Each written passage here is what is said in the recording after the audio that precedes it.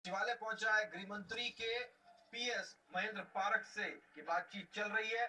कल प्रतिनिधिमंडल गृह मंत्री से वार्ता करेगा। देखिए, होमगार्ड्स की हड़ताल थी और इसे लेकर के पहले भी ये कहा गया था कि साहब, अगर जिनके ऊपर महती जिम्मेदारी है वो अगर हड़ताल पर चले जाएंगे तो फिर काम कैसे चलेगा। क्योंकि विरोध का एक तरीका हमने ये भी देखा कि जो कोटा के पुलिस कर्मी है वो भी विरोध कर रहे हैं, लेकिन वो मेस का बहिष्कार करते हुए विरोध कर रहे हैं। होमगार्ड्स अगर इस तरह से हड़ताल पर होंगे, ये हंगामा करने लग जाएंगे तो फिर काम कैसे चलेगा। और इसी पर कड़ी कार्रवाई करते हुए 115 होमगार्ड्स को बर्खास्त किया गया है। शरद सिंह अपन संवाददाता हमारे साथ जुड़ गए, जानकारी उनसे लेते हैं। शरद, बड़ी कार्रवाई है और एक तरीके से अपना पक्ष भी सरकार की तरफ से साफ करने की कोशिश है। साहब, ये न्यूसेंस बर्दाश्त नहीं की जाएगी, तरीके के साथ में विरोध होगा तो हम उसे सुनने के लिए तैयार है। 115 के खिलाफ कार्रवाई है, बड़ी कार्रवाई है। क्या बातचीत अब तक हुई?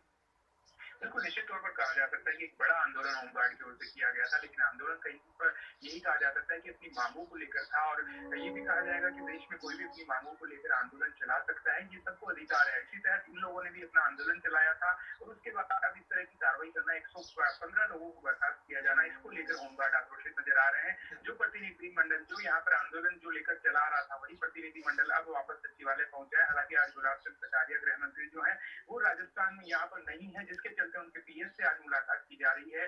कल बताया जा रहा है कि यही प्रतिनिधिमंडल अगर आज की मीटिंग में कुछ खास निकल कर नहीं आता है तो कल फिर से गुलाब चंद कटारिया से इस बारे में चर्चा करेगा कि आखिर क्या कारण है जिसकी वजह से 115 जो होमगार्ड है उनको बर्खास्त किया गया है। साथ ही लगातार नोटिस किए जा रहे हैं। 700 जो होमगार्ड जो आंदोलन में शामिल थे सबको नोटिस किए गए हैं कि कारण बताओ।